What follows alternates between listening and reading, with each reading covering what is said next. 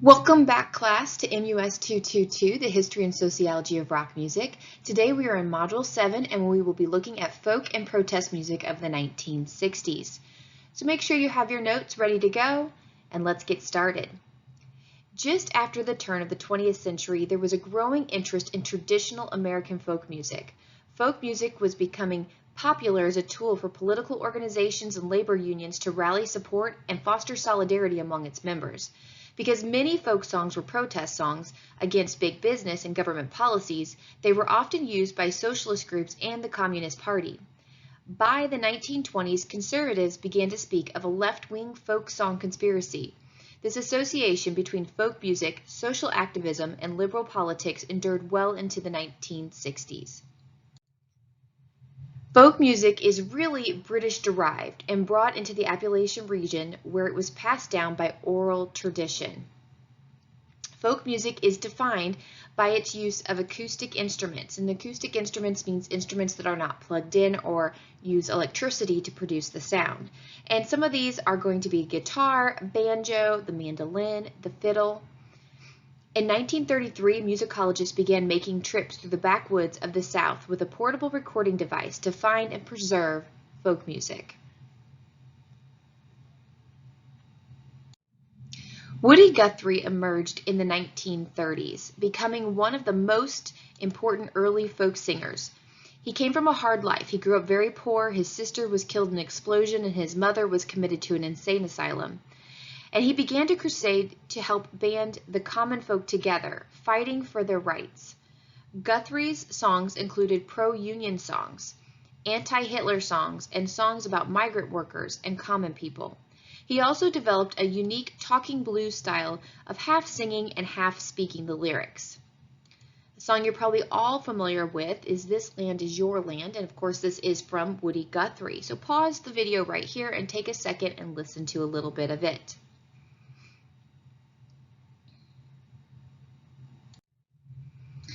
Singer and guitarist Pete Seeger formed the Weavers, which is one of the first folk groups to break into the mainstream. During the early 1950s, the government was trying to find communist infiltrators, and among those blacklisted were Hollywood writers, actors, and directors, as well as journalists, and of course, folk singers. Seeger's liberal politics eventually caught the attention of the FBI, and he was blacklisted. Many folk musicians went underground at this time, and so I have a song for you to listen to, The Strangest Dreams by the Weavers. So take a second, pause right here, and listen.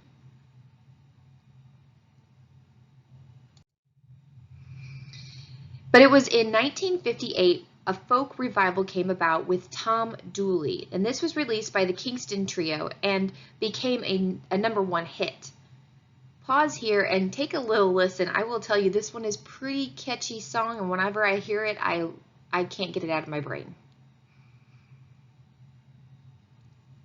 So in the summer of '59, the first Newport Folk Festival was held, and among the many folk musicians there, one was Joan Baez. And Joan Baez, who was extremely beautiful, she would wear plain, pleasant clothes, she sang traditional folk songs, and was committed to political and social issues, earning her the title Queen of Folk.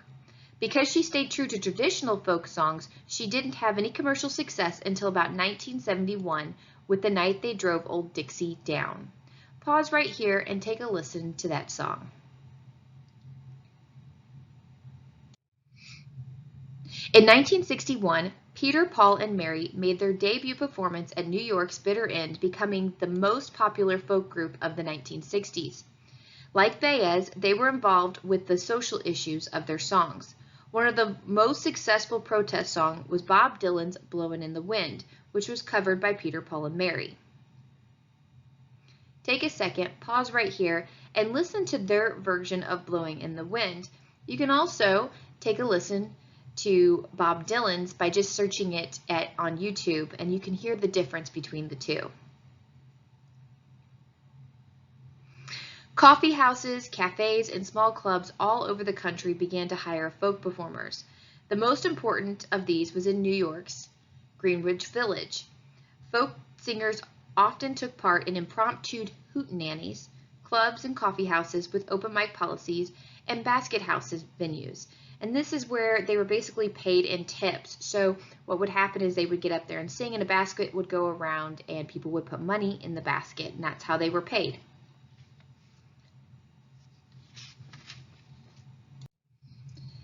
One of the most famous folk musicians is Bob Dylan. Now, Bob Dylan was born Robert Zimmerman in 1941. Within a Jewish upbringing, he became interested in music, playing the piano and guitar, and forming a rock and roll combo called the Golden Chords. His music idols were Hank Williams, Little Richard, and Elvis Presley. In college, he became a fixture in the Dinkytown coffee house scene, which was heavily tilted towards folk music. He learned the traditional folk songs, but performed them in his own humorous style. Dylan was also influenced by Woody Guthrie, and especially the memoir Bound for Glory. Deciding he had to meet the folk hero, Dylan left for New York in late 1960. Dylan arrived in Greenwich Village in January of 1961, and he met Guthrie on the first night. Dylan began writing songs in Guthrie's talking blues style, performing open mic nights and hanging out in the village. He soon worked his way into recording session, playing the harmonica, which helped him get noticed by Columbia Records, and he signed a 5-year contract. So I guess I do have a link down below for Blowing in the Wind. This is the Bob Dylan version. Remember, he wrote it, and Peter, Paul, and Mary actually covered it.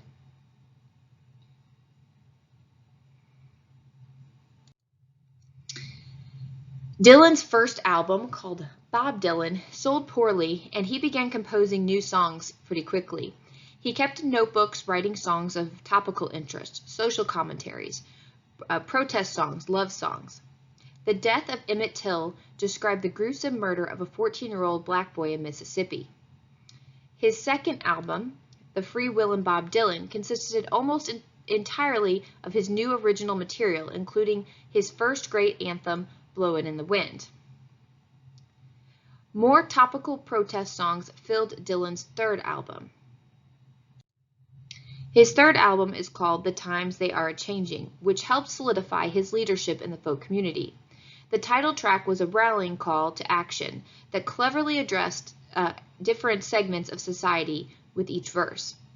In his next LP, Another Side of Bob Dylan, this turned away from political activism towards a more introspective stance, and it contained no protest music. In the summer of 1964, Dylan had a famous meeting with the Beatles that reportedly turned the Fab Four onto marijuana and influenced their lyrics to be more socially relevant, which we did discuss in Module 6. In 1965, Dylan started to show some influence from the Beatles by recording Bringing It All Back Home with a rock rhythm section included. Dylan changed rock forever, paving the way for the creation of folk rock. So I have two recordings for you. I have Mr. Tambourine Man by Bob Dylan. Go ahead and click that link and listen to that song. And then I have another version. This is a cover of Bob Dylan's song by the Byrds, and it is a folk rock version of the same song. So take a listen to the two and see if you can compare and contrast them. So folk purists reacted very angrily, but the album actually peaked at number 6, which was higher than any other of Dylan's records. Now, Dylan's most controversial moment came at the Newport Folk Festival on July 25, 1965. Appearing before an audience of primarily traditionalist purists, he performed his new electric material. The audience was stunned and they were angered. Pete Seeger was so angered by the music that he tried to cut the power to the band. After performing 3 songs, the band left the stage to boos from the crowd.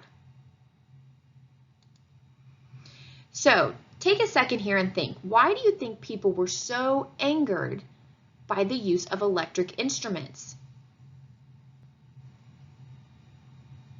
Now, something to understand about folk music and folk musicians.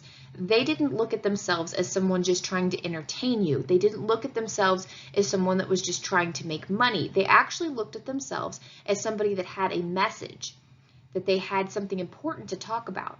And so they were going to get that message to you across through music. Okay, so that's something important to remember. Now, electric instruments represented what to them?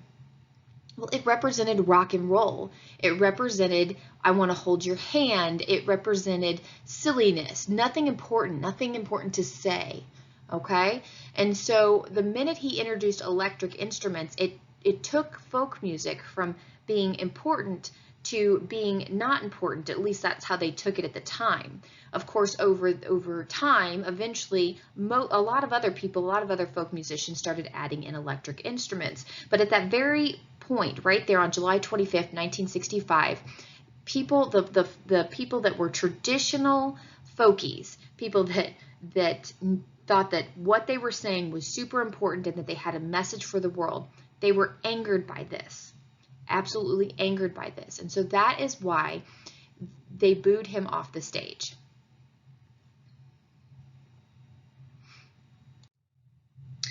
In August of 1965, Highway 61 Revisited was released, containing one of Dylan's most powerful rock songs, Like a Rolling Stone.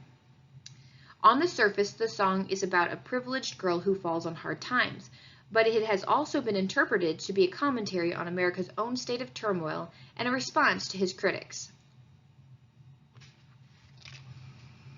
In May of '66, Blonde on Blonde was released as one of the first double albums in rock history containing a variety of songs. One was written for his new wife, Sarah Lowens, Sad-Eyed Lady of the Lowlands. In the summer of 1966, Dylan was involved in a motorcycle accident, and during his recovery, Dylan focused his attention on his family and recording new songs. These recordings were originally distributed by Dylan's publishing company to artists looking to record them, but fell into the hands of bootleggers who sold them illegally, and these are known as the basement tapes. They were officially released in 1975. John Wesley Hardin was released in January of 1968 at about the same time as Sgt. Pepper's and Pet Sounds albums were. The album is quiet and reflective with simple instrumentation that was influenced by Hank Williams and the Bible. His next album, Nashville Skyline, continued the country trend to an even greater degree, and critics complained. They complained with his next album, Self-Portrait, that's comprised entirely of cover tunes. Throughout the 70s, Bob Dylan's career continued to evolve with published book of poetry and acting in movies like Pat Garrett and Billy the Kid. In 1976, he released Desire, which went to #1 for about 5 weeks. Sometime in early 1975, Dylan converted to Christianity, and 3 albums followed that reflected his new faith. His career began to dwindle with low record sales and concert audiences. In 1988, he revived it by recording with his friends George Harrison, Tom Petty, Jeff Lynne, and Roy Orbison, calling themselves the Traveling Wilburys. He has continued traveling and performing, winning a Grammy in the Contemporary Folk Album category of 2001.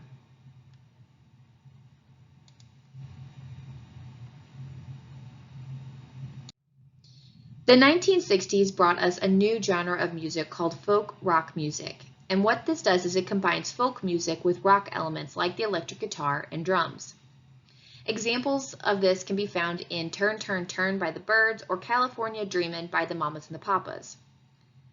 The group Simon & Garfunkel broke another barrier when they used their popular music for the first time as the background soundtrack music for the movie The Graduate, which included Mrs. Robinson. Pause right here and take a listen to all these songs. Try Turn, Turn, Turn, California Dreamin', and of course Mrs. Robinson. And then if you want to check out the movie, not a preview, but the trailer to The Graduate, I have included that as well, and you can kind of hear some of that music on that trailer. Protest songs were very common in the anti-war movement, civil rights, and women's liberation. Many were fleeing to Canada to avoid the draft, and many times the protest became violent. The Eve of Destruction by Barry McGuire, or Ohio, which is about an actual situation that happened at Kent State. This is where there was protests going on and the National Guard came in and there were shootings and it was not a good situation there. There's also Feel Like I'm Fixin' to Die Rag by Joe McDonald. Now that song is kind of satirical in nature, so when you listen to it, you can kind of understand where it's coming from. Pause right here if you haven't already and make sure that you're listening to all of these songs. 70s folk music became less political and more personal experiences. And so I have some examples here for you. James Taylor, Fire and Rain, which you probably will have recognized. It's in lots of movies and that type of thing, so you probably have heard it before. And then we also have Joni Mitchell, who sang Big Yellow Taxi. This is another song that has been covered by so many different people, so you may have heard it before. And this is the end of our lecture, so make sure you hit pause or let this finish off and listen to the last two songs, so that way you've heard all of the folk music in the lecture today.